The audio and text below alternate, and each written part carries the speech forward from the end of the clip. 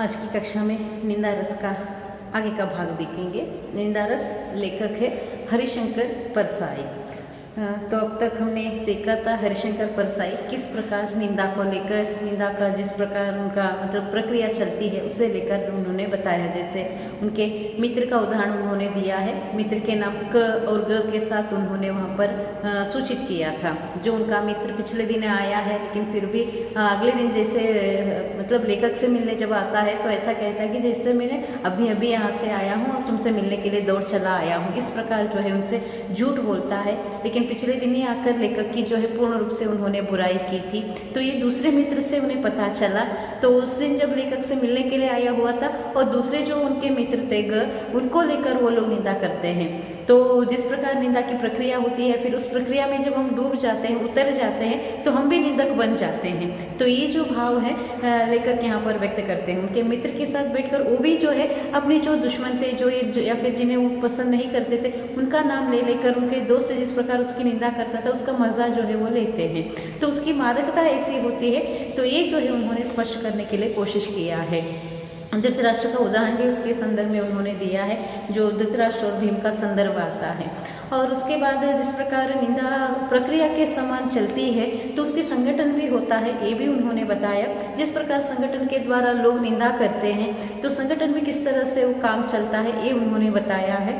तो निंदा करने वालों के लिए जो है मतलब, और अगर उन लोगों की भी मतलब जैसे भक्तों की मंडली होती है ना, भक्तों का समूह होता है, तो वो लोग भक्ति में डूबे होते हैं और भगवान की भक्ति जब करते हैं तो उन लोगों के संदर्भ में या फिर उन लोगों की भक्ति के संदर्भ में भक्ति के अलावा कुछ नहीं सोचता है। ऐसे ही निंदकों के संदर्भ में भी होता है। तो निंदक लोग जो है जैसे निंदा शुरू करते हैं तो वो लोग निंदा को छोड़कर अलग कुछ भी नहीं करते हैं। तो ऐसे डूबे हुए होते हैं या फिर उसमें ऐसे वो मग्न हुए रहते हैं, किसी और चीज़ की ध्यान उसे नहीं रहता है। ऐसा भी जो है निंदा करने वाले लोग होते हैं। और वो लोग जो है उन लोगों की मतलब निंदा जैसे उन लोगों की आदत की जैसे होती है, उन लोगों को निंदा टॉनिक के समान होता है। जैसे हम टॉनिक या फिर सिरप पीते हैं जब हमारा स्वास्थ्य बिगड़ता है, तो इतना आसान जैसे होता है उतना आसान जो है निंदा करना होता है। तो निंदा दूसरों की बुराई करना, दूसरों का अपमान करना, दूसरों को लेकर जो है भला बुरा कहना, जो होता है नहीं होता ये भी हम नहीं देखते। कभी कभार झूठ का भी जो है हम लोग वहाँ पर फैलाते जाते हैं खबर, तो ये भाव जो है हम देखते हैं निंदा में। तो ये निंदा के संदर्भ में जो होता है या फिर जिस तरह किया जाता है, तो ये जो है एक बुरी आदत है। ये तो बुरी आदत है, लेकिन संतों के अनुसार जैसे कबीरदास ने उन्होंने अपनी दोहे में भी बताया है, यहाँ पर लेखक ने भी उससे लेकर जिक्र किया है। तो निंदक नियरे राखिए, तो निंदा जो करने वाले हैं उन लोगों को हमें पास में रखना है। नियर मतलब जो पास है, नजदीक है, और उसको जो है हमारे आंगन में ही कुटी बनाकर देना है, ये उन्होंने दोहे में बताया है। लेखक इस बात को लेकर भी जिक्र किए हैं। एक हद में रहा तो अच्छी बात है, क्योंकि निंदा करते हैं, दूसरों का अपमान करते हैं या फिर उनके गुण दोष हम निकाल रहे हैं, तो व्यक्ति को सुधारने के लिए वो एक अवसर होगा। तो हम में क्या दोष है हमें पता नहीं चलता है, हम क्या गलत कर रहे हैं या फिर हमें क्या कमियां हैं, हमारी गलती क्या है, ये हमें पता चलना है तो वो दूसरों के द्वारा ही पता चलता है। क्योंकि हम जो भी करते हैं हमारे लिए वो सही होता है। जब दूसरे हमें बताते हैं कि हमें ये गलतियाँ हैं, तो बताने का तरीका भी जो है ठीक होना है। हमें बुरा लगे, हमारे मन के लिए ठेस पहुंचे या फिर हमारे मन के लिए एक प्रकार से क्या करें मतलब अपमान करते हुए या फिर हम लोगों को एक प्रकार से पूरा नीचा दिखाते हुए अगर हमें कोई आकर बताएगा कि आप ऐसे हो वैसे हो, पूर्ण रूप से निंदित रूप में बताएगा, तो हमारे लिए भी वो जो है एक प्रकार से हर्ट होता है। जैसे कहते हैं ना, मन के लिए बहुत ही दर्द होता है, या फिर हमारे लिए मन को एक प्रकार से क्या कहते हैं, पूर्ण रूप से हमारा मन उदास हो जाता है। किसी काम करने में हम लोग अपने आप को उत्साहित नहीं पाते हैं। ऐसे कुछ लोगों का स्वभाव बन जाता है। कुछ लोगों का स्वभाव जो भी कहे कुछ भी कहे, वो लोग उतना मन के लिए नहीं लगाते, छोड़ देते हैं। तो अगर मन को लगाकर उदास होकर बैठ जाएंगे, आगे जीवन में नहीं बढ़ेंगे तो कैसा होगा। तो इसलिए निंदा करने वालों की भी जो है एक सीमा होनी चाहिए। निंदा करते हैं हम लोग, दूसरों की गलती निकाल रहे हैं, गलती ढूंढ रहे हैं, खुद पहले हमें ये सोचना है कि हम में क्या गलतियां हैं। तो अगर हमें भी गलतियां हैं तो उसे सुधारने का जो है हमें होना है। तो ये जो निंदा होती है, निंदा उत्पन्न होती है, फिर किस कारण से हम निंदा करते हैं, इस भाग को लेकर आगे वो बता रहे हैं। कैसे निंदा होती है, किस प्रकार की निंदा होती है, किस तरह उसका उद्गम वगैरह होता है, ये जो है लेखक बताने के लिए प्रयास किए हैं। तो देखिए पाठ का आगे का भाग।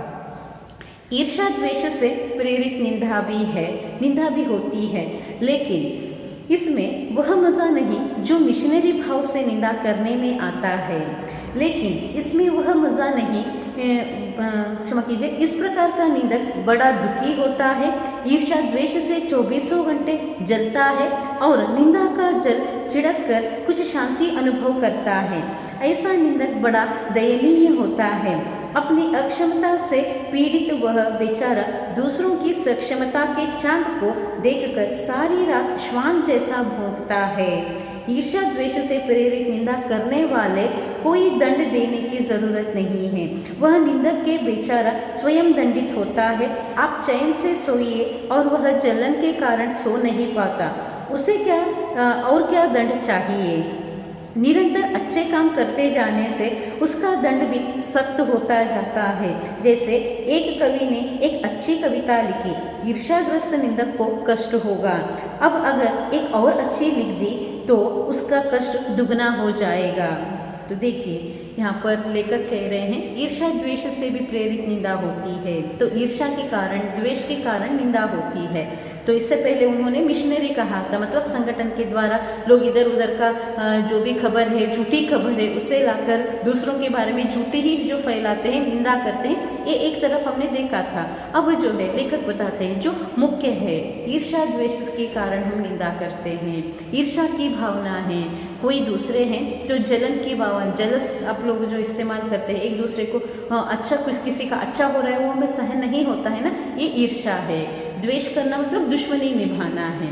तो हमारे सामने वाला हमसे अच्छा है, दिखने में अच्छा हो सकता है, पहनावे में अच्छा हो सकता है, पढ़ाई में अच्छा हो सकता है, खान पान में अच्छा हो सकता है, उनके स्टाइल हो सकता है, जो भी हो, या फिर आर्थिक दृष्टि से हो सकता है। सामने वाला हमसे ज़्यादा अच्छा है तो कुछ लोगों को ये सहन नहीं होता है। हर किसी का स्वभाव एक समान नहीं होता है, वो अलग बात है, लेकिन कुछ लोगों का आमतौर पर मानव का स्वभाव बनता है, हमारे सामने वाले, चाहे वो रिश्तेदार हो, चाहे पहचान वाले हो, चाहे पड़ोसी हो, जो कोई भी हो, अगर हमसे ज़्यादा उनमें कुछ आ गया, हमसे ज़्यादा उनमें कुछ हम देखते हैं, दिखाई देता है, तो उससे क्या हो जाता है, हमारे अंदर जो है वो जलन की भावना उत्पन्न होती है। तो वो जो जलन की भावना है, तो उसके कारण से क्या हो जाता है, हम लोग एक दूसरे को लेकर हम निंदा करने लगते हैं। तो यही जो है ईर्ष्या द्वेष से निंदा कहलाती है। तो ये क्या हो जाता है इसमें, मतलब इस तरह की निंदा में क्या होता है, तो जो निंदा करने वाला व्यक्ति होता है उससे ही ज़्यादा कष्ट होता है। क्योंकि दो व्यक्ति है, कोई आस पड़ोस का ही समझे, उदाहरण दे रही हूँ, आस पड़ोस के व्यक्ति है, तो किसी के घर में जो है आर्थिक दृष्टि से अच्छा है, सब कुछ है, तो अपने आप में वो मतलब सुखमय जीवन यापन कर रहे हैं। और दूसरा पड़ोसी है, उतना अच्छा नहीं है, आर्थिक स्थिति अच्छी नहीं है, उनके घर में इतने सामान नहीं है, या फिर सामग्री नहीं है, या फिर सुविधाएं नहीं है, लेकिन वो अपने हैसियत से उसको जो है उनका जीवन देखकर उसे चुप रहना है। तो कभी कभार वो व्यक्ति क्या करता है, तो पड़ोसी के साथ तुलना करते हुए वो अपने आप में, वो जिस प्रकार अपने परिश्रम से सब कुछ सुखमय जीवन पाया है, उसे लेकर निंदा करने लगता है। उनको ऐसे मिला, वैसे मिला, कैसे लिया, वैसे लिया, झूठी खबर फैलाते हुए उसे लेकर जो है वो निंदा करने के लिए शुरू करता है। निंदा करने वाला व्यक्ति जो है इस प्रकार अपने आप में ही जो है सुकून से जीवन यापन नहीं कर सकता है। लेकिन इसमें शामिल जो नहीं है दूसरा पड़ोसी, क्योंकि उसे निंदा करनी नहीं है, दूसरों को लेकर उसे कोई मतलब ही नहीं है, तो उसे जो है इस व्यक्ति से भी मतलब नहीं है, निंदा से भी मतलब नहीं है, सिर्फ अपने जीवन से मतलब है। तो वो जो है आराम से अपना सुखमय जीवन व्यतीत करता है। यही अंतर जो है लेखक बताने के लिए कोशिश किए हैं। जो ईर्ष्या द्वेष से जो निंदा होती है, तो उस संदर्भ में क्या होता है, तो जो निंदा करने वाला व्यक्ति है वही ज़्यादा कष्ट भोगता है। तो इसीलिए वो देखते दिए है ना वाक्य, तो रात भर श्वान जैसे भौंकता है। श्वान कुत्ता है, जैसे रात भर कुत्ता अपने आप में भौंकते, कोई आया है, कोई चोर आया है, इस कारण से जो है वो भौंकते ही रहता है। थोड़ी भी आवाज़ होती है तो भौंकने के लिए शुरू हो जाता है, कुत्ते का स्वभाव है। जिस प्रकार वो कुत्ता भौंक कर अपने आप बंद हो जाता है, भौंकना चुप कर देता है, वैसे ही निंदक होते हैं। तो जो खाली पीली जो कहा जाता है, झूठ मूठ का जो कहा जाता है, ऐसा जो निंदा करने वाले होते हैं, तो खुद वो कहते हैं, खुद निंदा करते हैं, खुद उनको ही चुप होना है, क्योंकि सामने वाला उनके प्रतिक्रिया में कुछ कहता ही नहीं है, तो इनका कैसे वो निंदा आगे बढ़ सकती है। तो लेखक यहाँ पर जो है निंदा के संदर्भ में जो है कहते हैं। तो कवि का उदाहरण उन्होंने दिया है। कोई अच्छा कवि है, कवि मतलब साहित्यकार कहिए, कवि कहिए, जो कोई भी है, तो एक रचना लिखा है, अच्छी रचना लिखा है, और निंदा करने वाला रचता भी नहीं है, साहित्य का सृजन नहीं करता है, लेकिन जो अच्छा लिखा गया है उसकी तो तारीफ नहीं है, लेकिन उसे लेकर वो निंदा करता है, ऐसे लिखा है, वैसे लिखा है, चाहे तो उसको लेकर वो निंदा करने लगता है। तो ऐसे जो निंदा करता है, तो जो लिखने वाला है उससे कुछ भी मतलब नहीं है। तो अपने साहित्य का सृजन खुद उन्होंने किया है, अपने विचारों को, भावों को जो है कविता के रूप में, कहानी के रूप में जो है वो व्यक्त कर रहा है, तो उससे कुछ भी असर नहीं होता है। लेकिन ये जो निंदा करने वाला होता है, इससे उसका असर होता है। तो इसीलिए जो है यहाँ पर वो कहता है कि जो कवि होता है, साहित्यकार है, एक अच्छा कविता उन्होंने लिखा है, तो निंदा का जो है, निंदा करने वाला व्यक्ति, निंदक को ये अच्छा नहीं लगता है। जब वही दूसरा और अच्छा लिख देता है, तो ये जो है दूसरा जो निंदा करने वाला व्यक्ति है, तो हमेशा के लिए वो निंदा करते ही रह जाता है और खुद जो है कष्ट भोगते रहता है। इसके लिए कुछ असर नहीं होता है, लेकिन निंदा करने वालों को वो खुद उसके लिए असर होता है। खुद वो जो है रात भर सो नहीं पाते, क्योंकि उन्होंने अच्छा कविता लिखा है। कैसे वो अच्छा कविता लिखा, ऐसा लिखा, वैसा लिखा, कैसे इसे बिगाड़ना है, कैसे इसे जो है नाम उसका जो है वहाँ पर बदनाम करना है, इस तरह की बुरी सोच में ही वो लगा रहता है। तो ठीक से वो चैन से सो भी नहीं पाता है। तो ये भाव जो है हम देखते हैं। तो निंदा करने वालों की स्थिति ऐसी ही होती है। जो इस तरह अच्छे काम में हैं, अच्छे मार्ग में लगे हैं, तो वो लोग निंदा के लिए या फिर निंदा को लेकर भी कोई प्रतिक्रिया नहीं करते हैं, और निंदा करने वालों के प्रति भी जो है उनका कोई मोह नहीं रहता है, वो अपने आप में आराम से रहते हैं। तो इसलिए कहते हैं, तो उनके लिए अगर सजा देनी है तो किस तरह की सजा देनी है। एक अच्छा हम काम करेंगे तो निंदा उसके लिए भी मिलता है, हमारे समाज में है ही ऐसा। तो अच्छा काम करेंगे तो उसके लिए भी नाम रखते हैं, उसके लिए भी जो है लोग ताने देते हैं, उसके लिए भी गालियाँ देते हैं, उसके लिए पीठ पीछे भी बात करते हैं। तो उसके सामने और अच्छा काम हम करके दिखाएंगे तो उनको और दोबारा जो है बात करने का अवसर नहीं मिलता है। तो राम के संदर्भ में भी ऐसा ही है। भगवान श्री राम के संदर्भ में वो जितना भी वो काम किया है, तो अपनी मर्यादा के या फिर मर्यादा का जो सीमा उन्होंने डाला था, उसे लांघ कर कोई काम जो है करना नहीं चाहता था। इसीलिए जो है अपनी पत्नी को भी उसे त्यागना पड़ा, वनवास में भी जो है सन्यासिनी का जो है जीवन सीता को यापन करना पड़ा, लोगों के जो कलंक के कारण सीता को दूर करना पड़ा, क्योंकि वो मर्यादा की उनकी सीमा से बाहर था। वो सब वो सुनना पसंद नहीं करते थे। तो निंदा करने वाले थे श्री राम को, भगवान श्री राम को नहीं छोड़े हैं लोग, तो उन्हें भी जो है वहाँ पर निंदा किया गया, उनके लिए बात बताई गई। जो सीता रावण के यहाँ पर थी, रावण थे, उन्होंने अच्छे से सीता को रखा था, मतलब उन्होंने सीता को मतलब वहाँ पर पति से वो हरण किया था, अलग बात है, लेकिन उनके साथ कोई दुर्व्यवहार तो रावण ने नहीं किया था।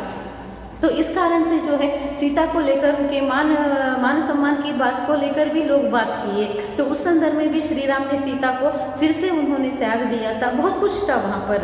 तो ये सभी जो है वहाँ पर वो सभी खेल थी, रचना थी, लीला थी, वो सब बात की बात है। लेकिन दिखावे के लिए राम जो है आदमी का ही रूप लेकर, अवतार लेकर, मानव का रूप लेकर जो है अवतार लिया हुआ था। तो इस कारण से मानव जैसे होता है, मानव की सीमा में रहकर, मानव की समाज की मर्यादा की सीमा में रहकर उन्होंने अपना जीवन जो है वहाँ पर यापन किया था। तो उस संदर्भ में भी उनके लिए भी निंदा बहुत कुछ सुनाया गया, लेकिन फिर भी जो है राम अपना अच्छा काम करना नहीं छोड़ता है, अंत तक सीता को भी गंवाता है, वो सब कुछ है, लेकिन फिर भी अपने अच्छे कर्म को जो है वो कभी छोड़ता नहीं है। तो इसी प्रकार हम लोगों को भी रहना है। तो ये जो ईर्ष्या द्वेष से प्रेरित निंदा होती है, तो ये ऐसे ही होती है। तो ऐसे संदर्भ में जो है निंदा करने वाला व्यक्ति ही जो है चैन से नहीं रहता है, कष्टमय जीवन उनके लिए होता है। तो ये भाव जो है लेखक यहाँ पर कह रहे हैं। तो आगे देखिए, निंदा का उद्गम ही हीनता और कमजोरी से होता है। मनुष्य का अपनी हीनता से दबता है, वह दूसरों की निंदा करके ऐसा अनुभव करता है कि वे सब निकृष्ट हैं और वह उनसे अच्छा है। उसके अहम की इससे तुष्टि होती है। बड़ी लकीर को एक कुछ मिटाकर छोटी लकीर बड़ी बनाती है। जो कर्म क्षीण होता जाता है, त्यों त्यों निंदा की प्रवृत्ति बढ़ती जाती है। कठिन कर्म ही ईर्ष्या द्वेष और उनसे उत्पन्न निंदा को मारता है। इंद्र बड़ा ईर्ष्यालु माना जाता है, क्योंकि वह निठल्ला है। स्वर्ग में देवताओं को बिना उगाया अन्न, बे बनाया महल और बिना बोए फल मिलते हैं। अकर्मण्यता में उन्हें अप्रतिष्ठित होने का भय बना रहता है, इसलिए कर्मी मनुष्यों से उन्हें ईर्ष्या होती है। देखिए यहाँ पर निंदा का उद्गम कहाँ पर होता है, लेखक बता रहे हैं। तो निंदा का उद्गम जो है ये महत्व है। देखिए उसका उद्गम कहाँ से है, हीनता और कमजोरी से है। हमारी हीनता के कारण, हीनता हम में जो कमी होती है उसके कारण से है। कमजोरी जो हम दूसरों की बराबरी नहीं कर सकते हैं, दूसरों के समान जब हम अच्छा नहीं कर सकते तब हम में निंदा उत्पन्न होते हैं, तब हम निंदक बनते हैं। कोई अच्छे से अंक लेकर पास हो रहा है तो हमें भी वो प्रयास करना है, वो हमें कोशिश करनी है कि हमें भी ऐसे अच्छे अंक लेना है, पढ़ाई करके परिश्रम करके अपनी मेहनत से मुझे ज़्यादा अंक लेना है। ये ठान कर अगर हम पढ़ाई करेंगे तो हमें क्यों अच्छे अंक नहीं मिलेंगे, ऐसे सोचने के बजाय अगर हम लोग दूसरा ज़्यादा अंक ले रहा है, हम में लेने की क्षमता नहीं है, तो हम उनको लेकर हम गाली देते हैं, ताने मारते हैं। हम लोग क्या कहते हैं, वो कॉपी करके लिखा है, ये ऐसे लिखा है, वो वैसे लिखा है, तो उनको लेकर जो है हम लोग बात करने के लिए शुरू करते हैं, है ना। ये काम हमें आमतौर पर होता है। एक उदाहरण दे रही हूँ, ऐसे हर संदर्भ में हम लोग करते हैं। पड़ोसी के संदर्भ में हम लोग करते हैं, रिश्तेदारों के संदर्भ में हम लोग करते हैं, बहुत सारे लोगों के जितने भी हम लोग संबंध निभा कर रखे हैं हर संदर्भ में हम लोग करते हैं। तो ये जो है हमारी हीनता और कमजोरी दिखाता है। अगर हम कमजोर है, हम मन से हो, शारीरिक रूप से हो, अपने आप को कमजोर महसूस करेंगे तो उससे क्या होगा, तो हम लोग जो है अपने जीवन में आगे नहीं बढ़ पाएंगे। तो इसीलिए जो है लेखक यहाँ पर कह रहे हैं, तो मनुष्य जो है अपनी हीनता के कारण दबता है। हीनता, उनकी हीनता जो होती है, कमी जो होती है, या फिर उनमें जो क्षमता नहीं होती है, क्षमता होने के बाद भी काम करने लायक खुद को जब नहीं वो बनाता है, यही कमजोरी जो है उनको दबने का कारण बनता है। तब जाकर हम लोग निंदा करने के लिए शुरू करते हैं। तो यहाँ पर जो है लकीर का उदाहरण लेखक दे रहे हैं। छोटा लकीर जो है, एक छोटा सी लकीर मतलब रेखा है, लाइन है, स्ट्रेट लाइन, तो वो जो है बड़ी लकीर को बनाने में ज़्यादा देर नहीं लगती है, या फिर जो बड़ा होता है उसे छोटा करने में ज़्यादा देर नहीं लगती है। तो इसीलिए जो है जब हम दूसरों के प्रति अच्छा भाव रखेंगे, अच्छी सोच विचार रखेंगे, अगर गलतियाँ हैं, दोष है, क्योंकि मानव है तो हम लोगों की ओर से गलती होती ही है। जब हम कुछ दोष या फिर गलती करते हैं तो उसे स्वीकारना है, हमें ठीक करना है, उसे ठीक करके हमें फिर से आगे बढ़ना है। उसके बजाय दूसरों में ही अगर गलती ढूंढेंगे, दूसरों के ही दोष हम बढ़ा करके दिखाते बैठेंगे तो कैसा होगा। तो इसीलिए जो है लेखक यहाँ पर बता रहे हैं, इंद्र का उदाहरण देते हैं वो। तो जिस प्रकार इंद्र जो है निठल्ला है, निठल्ला मतलब निकम्मा है, तो उसे जो है, इंद्र कौन है आप जानते होंगे, जो देवलोक कहा जाता है या फिर स्वर्गलोक जो कहा जाता है, हमारी कल्पना में जो है, स्वर्ग है, नरक है, हमने देखा नहीं है, फिर भी हमारी कल्पना में है। तो उस स्वर्ग की जो है अधिदेवता है, राजा है इंद्र। तो इंद्र जो है ज़्यादा काम करने वाला नहीं है, क्योंकि इतना आराम का जीवन उसे मिला हुआ है। उसके राजा के, स्वर्ग के ही राजा है वो। स्वर्ग हर कोई चाहता है, मरने के बाद स्वर्ग मिले, स्वर्ग की प्राप्ति हो, ये चाहता है। लेकिन तो इससे क्या हो जाता है, स्वर्ग के संदर्भ में जो है यहाँ पर, या फिर स्वर्ग का राजा के रूप में इंद्र जो रह रहा है, तो उसे सब कुछ आराम से मिला हुआ है। तो वहाँ पर किसी चीज़ की कमी नहीं है, सुख की कमी नहीं है, किसी चीज़ की कमी नहीं है। और जो कोई भी आक्रमण करता है, पहले इंद्र के सभा के लिए आक्रमण करता है, इंद्र के राजा के राज्य के लिए आक्रमण करता है, क्योंकि वो स्वर्ग है। हर कोई उस स्वर्ग की, देवलोक की अधिपति बनना चाहता है, राजा बनना चाहता है। जब कोई उन्हें मतलब इंद्र को आक्रमण करने के लिए आता है तो इंद्र हर किसी का सामना आसानी से नहीं कर पाता है। तो इसीलिए जो है बार बार विष्णु और ब्रह्म के शरण में वो जाता है, फिर उनसे मदद मांगता है। और उसके बाद क्योंकि स्वर्ग तो बचाना है, तो असुरों के हाथ में वो दे नहीं सकते, इसीलिए जो है फिर से इंद्र की मदद उन लोगों को करनी पड़ती है। तो इसी कारण से इंद्र दम्भी है, अहंकारी है, देवलोक का राजा मानकर वो अपने आप को, अपने अहम में रहता है। तो उस कारण से जो है ये भी निंदा का पात्र बन जाता है। तो लेखक जो है यहाँ पर है, इसीलिए कहते हैं जो कर्मी लोग होते हैं, काम करने वाले जो लोग होते हैं, उसे किसी बात की डर नहीं होती है, भय नहीं होता है, और अपने जीवन को अच्छे से वो यापन कर सकते हैं। इंद्र निकम्मा है वो, मतलब डटकर सामना करने की हिम्मत भी उसमें नहीं है, और अपने राज्य भाग होता है, ये डर उसके अंदर बैठा हुआ है, क्योंकि वो डटकर मुकाबला नहीं कर सकता है। कोई भी असुर उनके साथ युद्ध करने के लिए आता है तो वो छलांग लगाकर या फिर डटकर जो है उसका सामना करने में अपने आपको जो है हीन मानता है। तो इस कारण से, क्योंकि वो कर्म जो है या फिर कर्मी जो है दिखाई नहीं देता है, कर्मी मतलब उतना साहसिक उतना धैर्यशाली दिखाई नहीं देता, उसे मन ही मन अंदर वो डर बैठा हुआ है, कहीं मैंने अगर मेरे इस राज्य को खो लिया तो, मेरे राज्य भर को खो लिया तो, मेरे स्थान को, मेरे इस सिंहासन को मैंने खो लिया तो क्या करना है। ये भाव जो है उसमें बैठने के कारण वो कर्मी बन नहीं पा रहा है।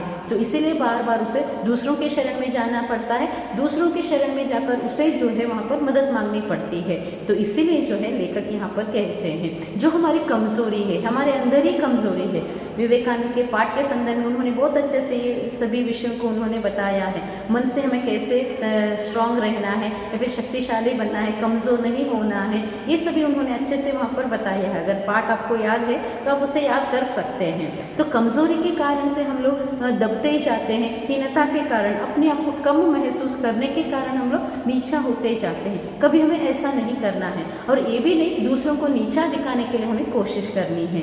खुद भी नीचा नहीं होना है, दूसरों को भी नीचा दिखाने के लिए हमें कोशिश नहीं करनी है। अपने काम में, अपने सब प्रयास में जो है हमें लगे रहना है, और तभी जाकर हम लोग जीवन में सफल हो सकते हैं या फिर आगे बढ़ सकते हैं। देखिए आगे वो कहते हैं निंदा के संदर्भ में, निंदा कुछ लोगों की पूंजी होती है, बड़ा लंबा चौड़ा व्यापार फैलाते हैं वे इस पूंजी से। कई लोगों की प्रतिष्ठा ही दूसरों की कलंक कथाओं के परायण पर आधारित होती है। बड़े रस विभोर होकर वे जिस जिसकी सत्य कल्पित कलंक कथा सुनाते हैं और स्वयं को पूर्ण संत समझने की तुष्टि का अनुभव करते हैं। आप इनके पास बैठिए और सुन लीजिए, बड़ा खराब जमाना आ गया, तुमने सुना फला और अमुक। अपने चरित्र पर आंख डालकर देखने की उन्हें फुर्सत नहीं होती। एक कहानी याद आ रही है। एक स्त्री किसी सहेली के पति की निंदा अपने पति से कर रही है। वह बड़ा उच्चक्का दगाबाज आदमी है, बेईमानी से पैसे कमाता है। कहती है कि मैं उस सहेली की जगह होती तो ऐसे पति को त्याग देती। तब उसका पति उसके सामने यह रहस्य खोलता है कि वह स्वयं बेईमान से इतना पैसा कमाता है। सुनकर स्त्री स्तब्ध रह जाती है। क्या उसने पति को त्याग दिया? जी हाँ, वह दूसरे कमरे में चली गई। देखिए यहाँ पर लेखक बता रहे हैं, तो निंदा जो है या फिर निंदा जो हम करते हैं तो कुछ लोगों के लिए वो पूंजी के समान है, पूंजी धरोहर के रूप में, संपत्ति के रूप में। तो निंदकों को, निंदा करने वालों को जो है वो संपत्ति के रूप में उनके पास रहने वाला है।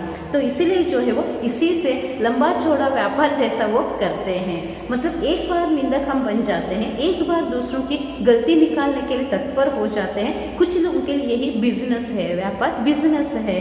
तो बिजनेस के समान मानकर इसे ही संपत्ति बनाकर वो लोग पूंजी बनाकर दूसरों को जो है ज़्यादा बढ़ाने के लिए या फिर उनको जो है ज़्यादा मतलब क्या कहते हैं, बुरा करने के संदर्भ में हो सकता है, या फिर उन लोगों को अपमान करने के संदर्भ में हो सकता है। भीड़ भाड़ जब बना हुआ होता है उस संदर्भ में उनका अपमान करने में तुले हुए होते हैं। तो ये जो है उनका एक प्रकार से बिजनेस के समान बना हुआ होता है। तो इसी से जो है अपने काम को साधने के लिए वो कोशिश करते हैं। तो ये जो है ऐसा स्वभाव जो है निंदकों में देखने के लिए मिलता है।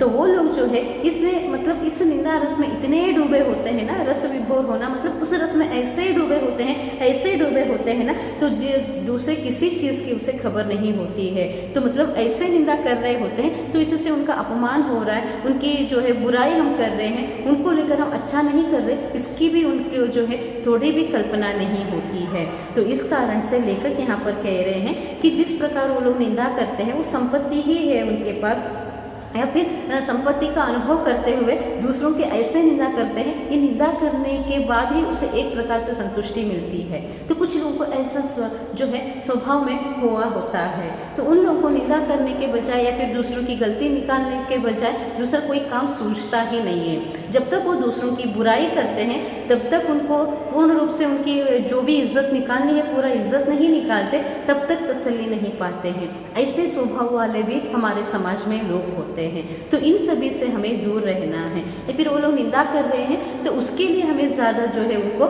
खास तौर पर उनको ज़्यादा ध्यान नहीं देना है, या फिर उसे जो है उसके कारण से हम उदास होकर अपने अच्छे काम जो करना है, अच्छे मार्ग पर जो हम जा रहे हैं, सदमार्ग जो हम अपने लिए चुने हुए हैं, उसे कभी त्यागना नहीं है। तो इसीलिए जो है यहाँ पर एक उदाहरण जो है वो देखते हैं। तो वो लोग जो है उनके पास अगर बैठ जाते हैं, ये है वो है, हमेशा बुरा ही करते रहते हैं। तो उस संदर्भ हमें जो है वो एक उदाहरण यहाँ पर वो दे रहे हैं। तो एक दृष्टांत उदाहरण मतलब एक कहानी याद आती है। कोई सहेली है, मतलब दो सहेलियां हैं, तो ये जो है एक स्त्री अपने पति के सामने अपनी सहेली को लेकर बुराई कर रही है, बुरा कह रही है। क्या कह रही है? उनकी सहेली का जो पति है तो वो जो है ठीक नहीं है, निकम्मा है, बेइज्जत है, मतलब वो ठीक तरह से कमाता नहीं है। तो वो जो है जो कमाता है बेईमानी से कमाता है, प्रामाणिकता से नहीं कमाता है। इस प्रकार जो है उनकी सहेली के पति को लेकर अपने पति के सामने वो डांट रही है, गाली दे रही है। क्या है? निंदा कर रही है, और कुछ नहीं है, ये निंदा ही है, निंदा कर रही है। तो वो ये भी कहती है, मतलब अपनी सहेली के पति को लेकर जितना भी कहना है वो बुराई कर चुकी है। और उसके साथ उनके साथ रहने वाली मेरी सहेली कैसी है, अगर मैं उनकी जगह होती तो मैं ऐसे पति को मैं त्याग देती, छोड़ देती, ऐसे वो कहती है। देखिए, कहने के लिए आसान है सब कुछ, क्या हम जैसे कहते हैं वैसे हकीकत में होते हैं, ये प्रश्न आता है। अगर जैसे कहते हैं वैसे हम हकीकत में होते, सच में वैसे हम लोग अपने आप को निभा रहे होते हैं, वो अलग ही होता। तो शायद हमारे समाज में इतना बुरा शायद देखने के लिए नहीं मिलता, या फिर हमारे समाज में इतना बुरा जो है फैला हुआ नहीं होता। तो यहाँ पर वही उदाहरण लेकर यहाँ पर दे रहे हैं। तो इतना बड़ा कुछ उन्होंने बताया, अपनी सहेली को लेकर, सहेली के पति को लेकर उन्होंने निंदा की। तो जिस प्रकार पति को लेकर वो बताती है कि वो बेईमानी से कमाता है, इस कारण से उनके पास पैसे ज़्यादा है, ऐसा है वैसा है, और पत्नी कैसी है, उनको समझाने के बाद बजाय उनके साथ ही रहती है, ऐसा वगैरह जो है उनको लेकर वो कहती है। तो वहाँ पर वो ये भी कहती है ना कि अगर मैं उनकी जगह होती मैं ऐसे पति को छोड़ देती, त्याग देती। तो उसके बाद उसके पति उसे समझाता है, कहने के लिए कोशिश करता है, अपना जो रहस्य है वो खोलता है। तो उसका भी पति जो निंदा कर रही थी, उसका भी पति जो है ऐसे ही बेईमानी से कमाने वाला है, इसी कारण से उनके पास इतने पैसे हैं। तो वो भी जो है उनका मार्ग ठीक नहीं है, वो भी जो है इसी प्रकार बेईमानी से, मतलब नेक होकर, प्रामाणिक होकर कमाता नहीं है, उनकी भी जो है चालबाजी चलती है। तो इसी कारण से उनके पास पैसे ज़्यादा है। ऐसा सब कुछ उनका पति जो है अपना रहस्य जब खोल लेता है, अपना रहस्य अपनी पत्नी के सामने कह लेता है, तो तब जाकर उसकी सहेली की किस तरह की हालत हुई थी, उससे भी बदतर हालत खुद की हो जाती है, जो निंदा कर रही थी उसकी हो जाती है। तो जिस तरह उन्होंने कहा था, जैसे अगर ऐसे पति है तो मैं उसे छोड़ देती, त्याग देती, बड़ी बड़ी बातें कर रही थी पहले। तो जब खुद उसे पता चला कि उसके पति भी उसी के समान है, उसके मार्ग में ही है, ठीक उसी प्रकार वो भी चल रहा है, जब पता चला, क्या वो सच में उसे त्याग देती है? क्या सच में वो त्याग दे रही है? नहीं है। तो वो यहाँ पर लेकर किसी ने कहते हैं उससे जो है, मतलब वो जो निंदा कर रही थी वो पति को तो त्यागी नहीं, लेकिन वो दूसरे कमरे में चली गई, अपमान के कारण, अपनी लज्जा के कारण दूसरे कमरे में जाकर वो बैठ जाती है, लेकिन पति को त्यागती नहीं है। तो कहने के समान हम लोग इतने बड़े नहीं होते हैं, कहने के समान हम अपने आप को वैसे ही नहीं बना डालते। जैसे अब तक वो बता रही थी कि उसे छोड़ देते, त्याग देती, क्या वो त्याग दी है? क्या अपने पति को वो छोड़ देती है? छोड़ सकती है? कम से कम अपने पति का मार्ग वो बदल सकती है। ऐसे बेईमानी से वो कमा रहा है, उससे वो बदल सकती है, ऐसा संदेश वो दे सकती थी अपने सहेली को। लेकिन खुद जो है वो निंदा करने के लिए बैठी हुई थी, खुद जो है वो निंदा करने के लिए शुरू की थी, लेकिन वहाँ पर क्या हुआ, वही उल्टा उसका असर जो है खुद पर वो आ गया। तो इसीलिए कहा जाता है, हम आकाश के लिए थूकते हैं तो कहाँ गिरता है? हमारे चेहरे पर ही वो गिरता है ना।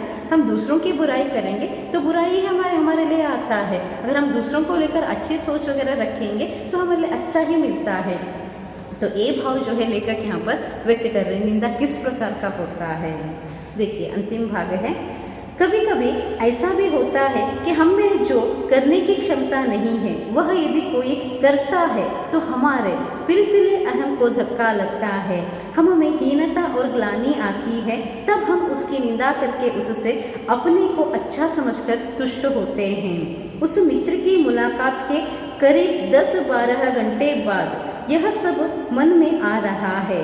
अब कुछ तटस्थ हो गया हूँ। सुबह जब उसके साथ बैठा था तब मैं स्वयं निंदा के काला सागर में डूबता उतरता था, कल्लोल कर रहा था। बड़ा रस है ना निंदा में। सूरदास ने इसलिए निंदा शब्द रसाल कहा है। देखिए, लेखक यहाँ पर कहते हैं अंत में, तो कुछ संदर्भ में ऐसा होता है, क्यों हम निंदा के या फिर निंदक बन जाते हैं। ये भी है कि हम इसे पहले भी बताया गया, हमें जो करने की क्षमता है, हर किसी में अलग अलग क्षमता होती है या फिर अपनी अलग अलग प्रतिभा होती है। हमें अपना अलग अलग ही जो है वो कर दिखाने का, कुछ कर दिखाने का जो है वो साहस अलग होता है, एक समान नहीं होता है। जैसे मुझ में होता है वैसे आप में नहीं, आप में जैसे होता है वैसे दूसरों में नहीं, अलग अलग है। और हमारी प्रतिभा एक प्रकार से नहीं होता है, अलग अलग हमारी प्रतिभा होती है। हम अपने अलग अलग इसमें टैलेंट जो कहा जाता है, अलग अलग तरीके से हर किसी मानव में वो छुपा होता है, लेकिन उसे बाहर निकालने का तरीका हमें आना है। जब हम उस क्षमता को पहचाने बिना उस क्षमता के कारण हम कुछ कर नहीं दिखाएंगे, तब हम अपने आप को कमज़ोर महसूस करते हैं। तो उस संदर्भ में क्या होता है, हम दूसरों को लेकर, उनकी क्षमता को लेकर निंदा करते हैं। कोई अच्छा काम करता है तो अच्छा काम करने की क्षमता हम में है। कोई एक मार्ग से अच्छा काम कर रहा है, हम दूसरे मार्ग से अच्छा कोई काम कर सकते हैं। समाज के लिए हो, परिवार के लिए हो, अपनों के लिए हो सकता है, या फिर खुद के लिए हो सकता है, या फिर किसी के लिए हो सकता है, किसी भी संदर्भ में हो सकता है। हम कई सारे अच्छे काम कर सकते हैं। दूसरा कोई अच्छा काम करता है तो उसकी सराहना हमें करनी है। जो भी अच्छा होता है उसे अगर सराहना करेंगे, हमारा मन जो है शांत होता है। लेकिन हम लोग क्या करते हैं, कुछ लोगों के संदर्भ में क्या होता है, उस अच्छाई के वो आसानी से स्वीकार नहीं कर पाते हैं। तो इसीलिए क्या होता है, वो लोग जो है उसे स्वीकार न करने के कारण उन लोगों में क्षमता को या फिर अपनी सामर्थ्य को पहचानते नहीं है, और इसीलिए जो है उनमें कमज़ोरी या फिर हीनता की भावना आएगी, और हमसे आगे वाले ज़्यादा है या फिर सामने वाले ज़्यादा है, ये समझकर जो है उनकी बुराई करने के लिए शुरू करते हैं। ये जो बुराई करने की आदत है या फिर गुण है, उनको आदत के समान, लत के समान लग जाती है, और उस कारण से जो है वो निंदक बनते जाते हैं। तो इसी कारण से निंदा जो है ऐसे उत्पन्न होती है। उत्पन्न होकर जो है मतलब उसका जन्म होता है, निंदा का जन्म होने के बाद फिर हम उसी में जो है लगे रहते हैं। तो ये हमारी आत्मा के लिए धक्का लगता है जब हमारे सामने वाला हमसे ज़्यादा करता है। कोई हम अच्छा काम करते हैं तो वो हमारे मन के लिए तसल्ली देता है। तो जो जब हम करने के में असमर्थ हो जाते हैं, वो काम पूरा जब कर नहीं पाते या फिर असमर्थ होते हैं, तो वो हमारे आत्मा के लिए वो धक्का देता है।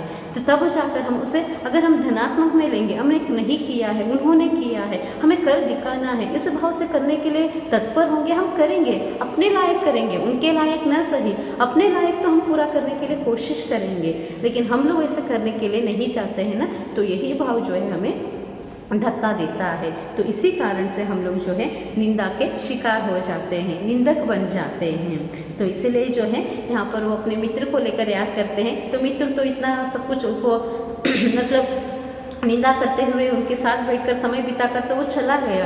तो जाने के बाद भी अभी भी जो है लेखक कई सारे समय तक जो है उस निंदा रस में ही डूबे हुए थे। तो इसी कारण से जो है उससे उभरना है। तो इसी कारण से ये सब विचार आ गए लेखक के मन में, तो इसीलिए निंदा को लेकर वो लिखे हैं। तो निंदा को लेकर वो भाव व्यक्त करते हैं जिस प्रकार निंदा का उत्पन्न होता है। अब उनका मन जो है तटस्थ है, अब उनका मन हल्का लग रहा है। तो काले सागर में वो भी डूब गए थे। देखिए कैसे वो कहते हैं, निंदा रस में अगर हम डूबेंगे तो काले सागर में, काले समुद्र में डूबे जैसा है, कुछ भी दिखाई नहीं देता है, सिर्फ अंधेरा होता है। बुराई का प्रतीक हम अंधेरा मानते हैं। तो इसीलिए जो है यहाँ पर लेखक कहते हैं कि ये जो काला सागर है उसमें डूबकर मुझे अजीब लगा था, अब जाकर मैं तटस्थ हो गया हूँ, अब जाकर मैं ठीक हो गया हूँ। तो ये भाव जो है यहाँ पर वो व्यक्त करते हैं। तो लेखक जैसे उस काले सागर में डूबे हुए थे, उस रस का उन्होंने आस्वाद किया था, निंदा रस का स्वाद किया था। इसीलिए वो कहते हैं बड़ा रस है ना निंदा में। तो निंदा एक रस के समान इसी कारण से है।